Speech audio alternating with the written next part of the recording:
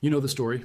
Small fleet faces massive invasion force, gets crushed, history moves on, but at Myeongnyang Strait in 1597, 12 Korean warships faced 130 Japanese ships and won.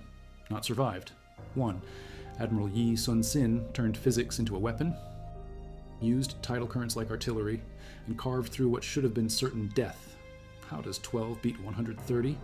What made this the most impossible naval victory in recorded history? If you value documented naval history like this, subscribe. It's the best way to support our work. Also, comment from which city you're hearing this from. The script is researched and factual, using sources from the annals of the Joseon dynasty and Japanese war chronicles. Now back to the story. October 16th, 1597. The Japanese invasion of Korea is in full swing. Admiral Yi Sun-sin commands the last operational Korean naval squadron, 12 ships total, turtle ships, Panoxion warships, and a handful of smaller vessels. Against him, Todo Takatora leads 130 Japanese warships through Myeongnyang Strait. The math is simple. 12 versus 130 equals annihilation. But Yi knows something the Japanese don't. Myeongnyang Strait is a tidal death trap. The current reverses every 3 hours. When it flows south toward the Yellow Sea, it hits 9 knots, fast enough to drag a ship backward even under full sail. When it reverses north, it creates a wall of water that can flip vessels sideways. Yi has fought in these waters for years. The Japanese have never seen anything like it. 3 months earlier, Yi Sun-sin was in chains. Korean court officials accused him of treason, stripped him of command, and tortured him for information about fictional secret contacts with the Chinese. The man who built Korea's naval defense from nothing sat in a prison cell while his replacement, Won-geun, led the entire Korean fleet into a catastrophic ambush at Chilcholyang. 166 Korean warships destroyed in a single afternoon. Won-geun dead. The Yellow Sea route to China wide open for Japanese reinforcements. King Seonjo had no choice. Restore Yi Sun-sin or watch Korea fall. When Yi returned to naval command in August 1597, he found 13 battered vessels and 400 demoralized sailors. The entire Western theater in collapse. Japanese armies advancing north towards Seoul while their supply ships moved freely through Korean waters. Yi spent 6 weeks rebuilding what remained. He scrapped damaged vessels for parts, combined crews, and focused everything on 12 ships capable of sustained combat. His flagship turtle ship, the Geobaxion, carried 46 cannons and a reinforced iron hull designed specifically for ramming. The supporting Panoxion warships mounted 26 guns each and featured elevated fighting platforms for archers and marines. But ships meant nothing without strategy. Yi studied Myeongnyang Strait like a textbook. The channel between Jindo Island and the mainland peninsula measured just 300 meters at its narrowest point. Tidal flow compressed through this bottleneck created predictable current patterns that changed with mechanical precision every 3 hours and 12 minutes. Yi timed everything to this rhythm. October 15th. Japanese scouts confirmed Korean naval positions.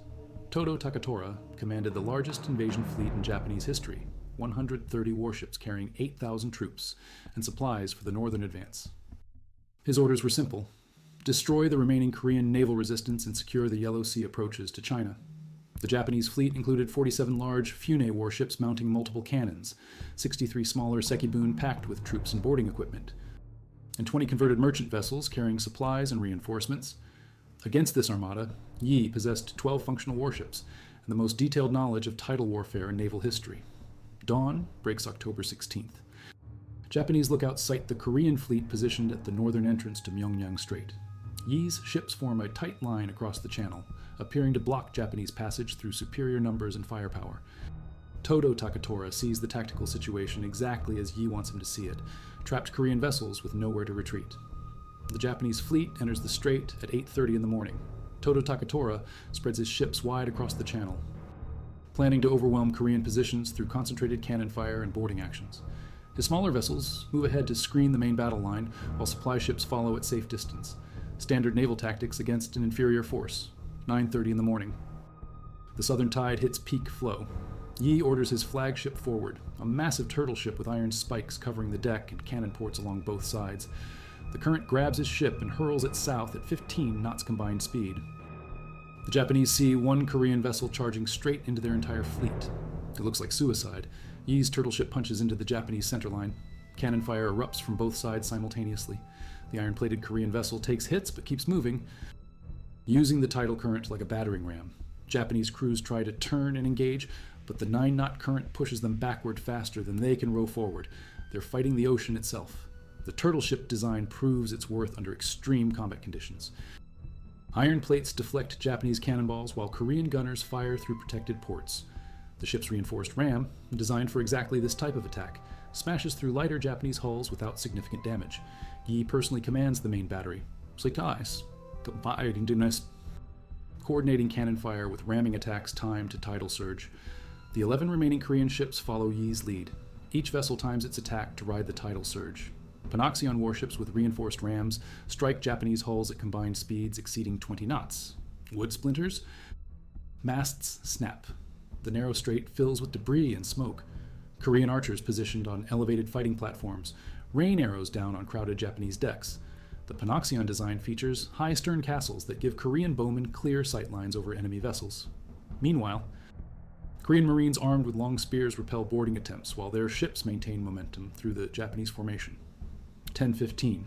The tide reaches maximum southern flow. Japanese ships cluster together, trying to maintain formation, but the current forces them into a kill zone barely 400 meters wide. Korean archers on the cliffs above rain arrows down.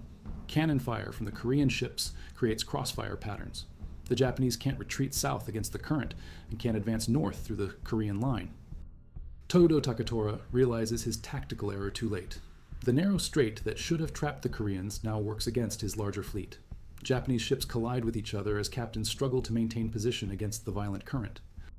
Smaller Sekibune vessels lose steering control and drift into Korean cannon range. Japanese return fire damages several Korean ships, but fails to penetrate the turtle ship's armor or disable the Panoxion warships.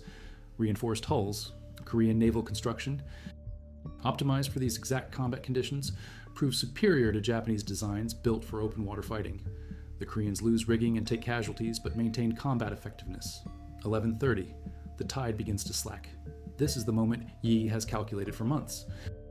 As the current weakens, the Japanese try to reorganize and press their numerical advantage. But Yi knows what comes next. The brief tidal pause allows both fleets to reassess damage and reposition for the next phase. Korean ships maintain their crescent formation, while Japanese vessels attempt to close distance for boarding actions.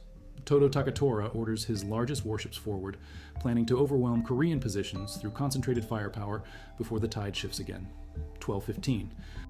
The tide reverses. The southern flow stops, pauses, then begins rushing north toward the Korean end of the strait. Now the Japanese face a new problem. The same current that trapped them begins pushing them backward toward Korean guns. Yitzi orders his ships to form a crescent formation across the northern mouth of the strait. The Japanese fleet, disorganized and damaged, flows directly into Korean cannon range. Ship after ship takes direct hits. The turtle ship alone sinks or disables 13 Japanese vessels in the first hour of reversed tide. The northern tidal surge creates even worse conditions for the Japanese fleet. Ships attempting to maintain formation find themselves pushed backward into their own supporting vessels.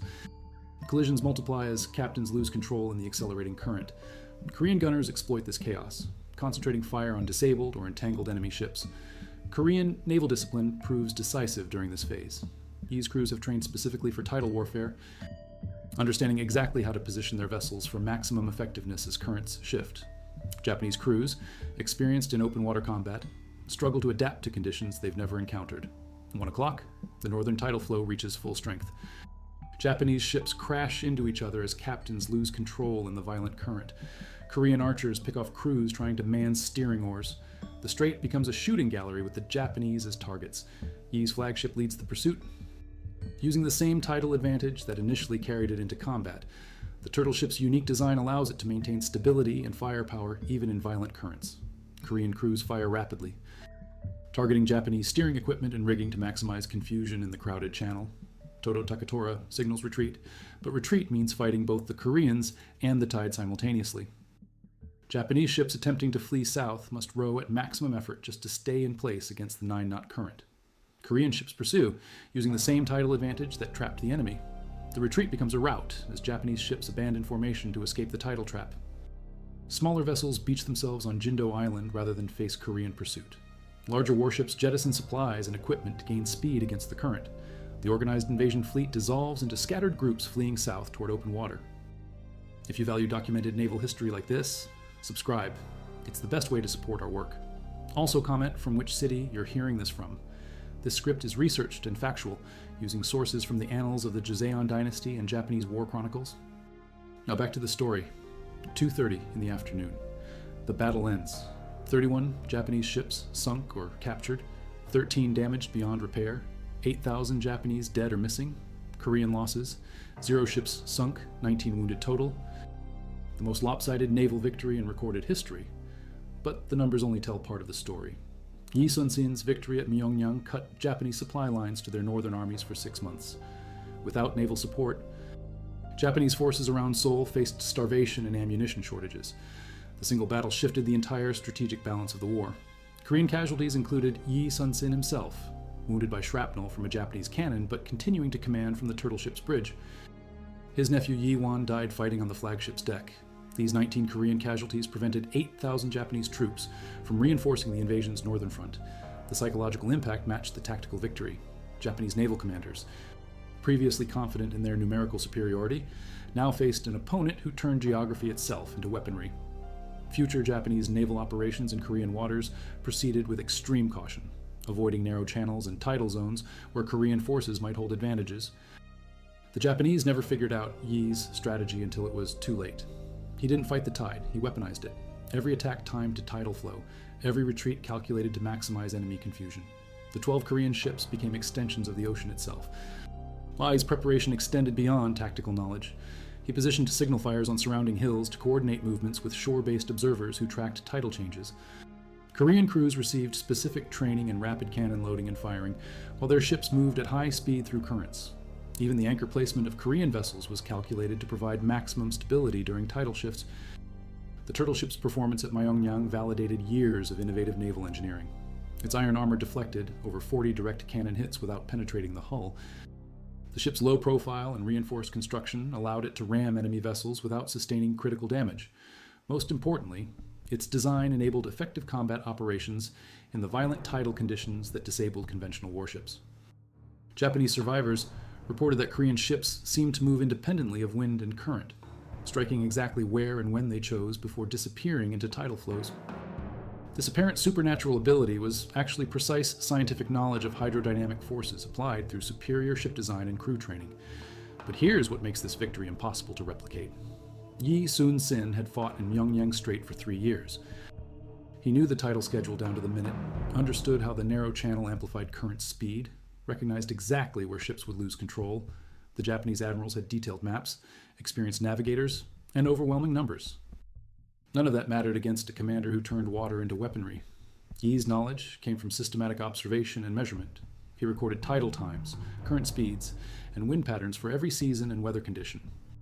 His crews practiced combat maneuvers during different tidal phases until they could execute complex formations while moving at 15 knots through narrow channels.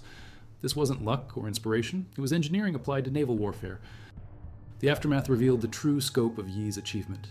Todo Takatora's surviving ships carried news of the defeat back to Japanese headquarters, forcing a complete revision of naval strategy. Japanese forces abandoned plans to invade China through Korean waters, instead focusing on consolidating territorial gains on land. Korean morale, shattered by months of defeats and retreats, surged after Myeongnyang. Yi Sun-sin became a national hero, and Korean naval recruitment increased dramatically. The victory proved that superior strategy and preparation could overcome overwhelming numerical disadvantages. Yi's tactical genius extended beyond understanding tides.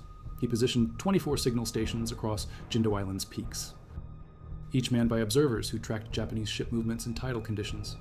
Fire signals coordinated the Korean fleet's movements with precision, impossible for the enemy to intercept or decode. Korean shipbuilding technology proved decisive in ways historians missed for centuries. The Panoxion warships featured compartmented hulls, watertight sections that prevented sinking even when cannon fire breached the outer planking. Japanese ships, built for speed and cargo capacity, lacked this critical survival feature. When Korean rams punched holes below their waterlines, Japanese vessels sank within minutes. The turtle ship's iron plating wasn't decorative armor, it was a calculated response to Japanese naval tactics. Todo Takatora's fleet specialized in boarding actions, using grappling hooks and bridge planks to overwhelm enemy crews through superior numbers. The turtle ship's spiked iron shell made boarding impossible while protecting Korean gunners during close-range combat. Korean crews trained specifically for tidal warfare throughout the summer of 1597. Yi divided his sailors into specialized teams: tide readers who calculated current speeds and directions, cannon crews who could reload and fire while their ships moved at 15 knots, and boarding parties equipped with weapons designed for fighting on tilted, moving decks. The tide readers proved especially crucial. These specialists could predict current changes within 5-minute windows, allowing Korean ships to position themselves perfectly for maximum tactical advantage.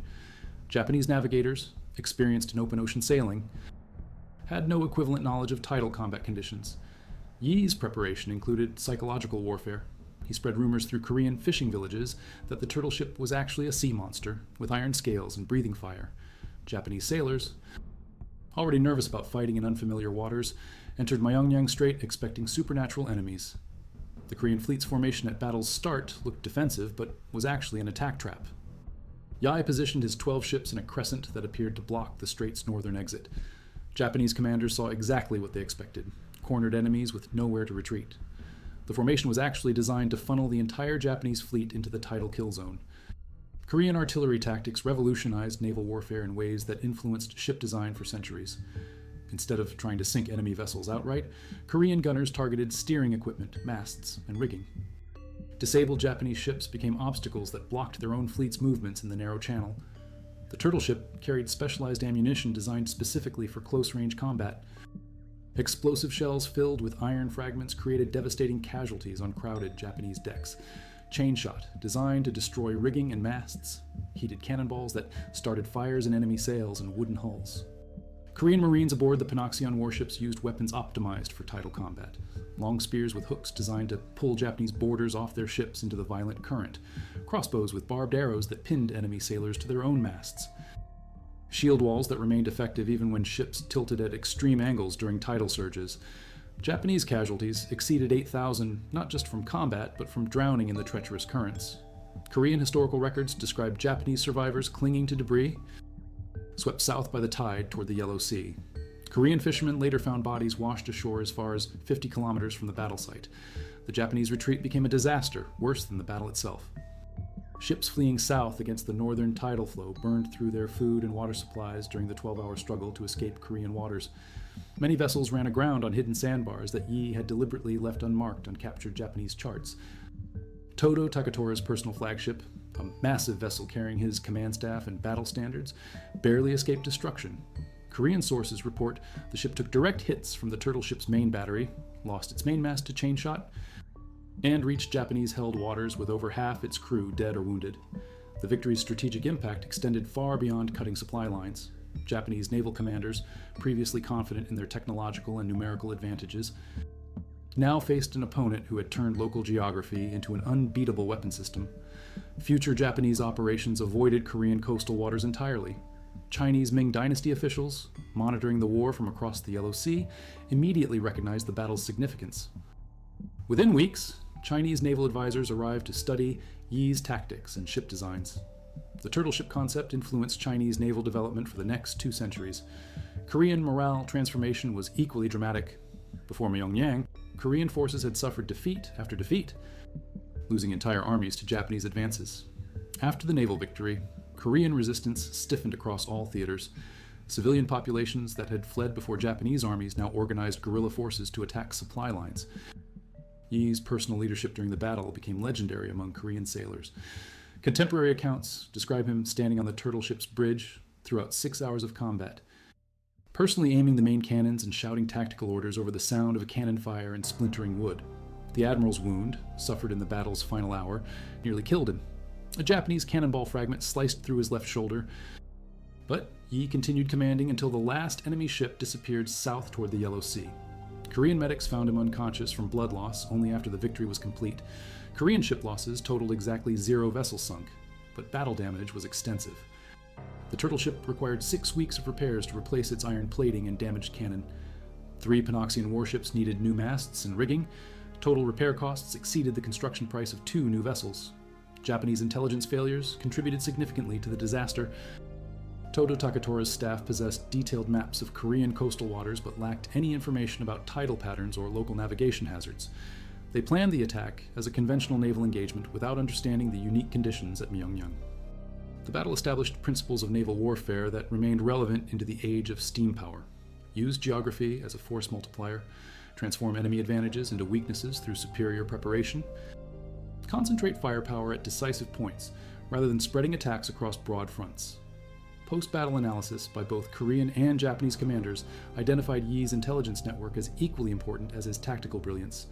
Korean fishing boats, appearing harmless to Japanese patrols, actually served as reconnaissance vessels that reported enemy fleet movements with perfect accuracy. The psychological impact on Japanese naval operations lasted for the remainder of the war. Japanese commanders avoided narrow waterways, refused to engage Korean forces near tidal zones, and maintained much larger reserve forces than tactically necessary. Fear of another Myeongnyang influenced Japanese naval strategy even in waters where tidal conditions posed no threat. Korean naval expansion following the victory created the strongest fleet in East Asian waters. By summer 1598, Yi commanded over 60 warships, including 8 turtle ships. This force projection capability forced Japan to abandon plans for naval invasions of China through Korean waters. The battle saved Korea's western coast and cut Japanese supply lines for 6 months. But in 1998, marine archaeologists found something that changes how we understand that October day. 43 ship anchors buried in Myeongnang's mud, concentrated in a 400-meter zone, the exact spot where Yi predicted the Japanese would cluster when the southern tide peaked. He didn't just use the current as a weapon. He knew exactly where it would deliver his enemies. The anchor positions match perfectly with Korean historical accounts of the battle. Japanese ships, trapped by tidal currents and Korean cannon fire, dropped anchors desperately trying to maintain position in the narrow channel. These anchors, discovered 4 centuries later, confirmed the precision of Yi's tactical planning and the chaos his strategy created in the Japanese fleet. Archaeological evidence also reveals the effectiveness of Korean weapons. Cannonballs recovered from the seafloor show Korean gunners achieved remarkable accuracy despite combat conditions. Iron arrowheads found embedded in ship timbers demonstrate the deadly effectiveness of Korean archery from elevated platforms.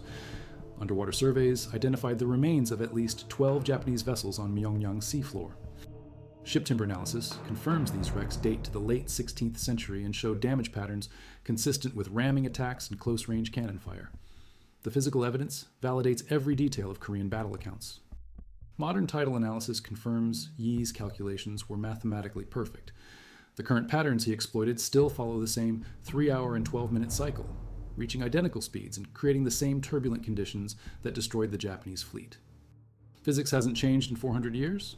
Computer simulations using modern hydrodynamic modeling recreate the exact conditions Yi used to trap the Japanese fleet. The narrow channel geometry, combined with extreme tidal flows, creates unavoidable convergence zones where ships lose steering control. Yi didn't discover these conditions. He engineered a battle plan around them.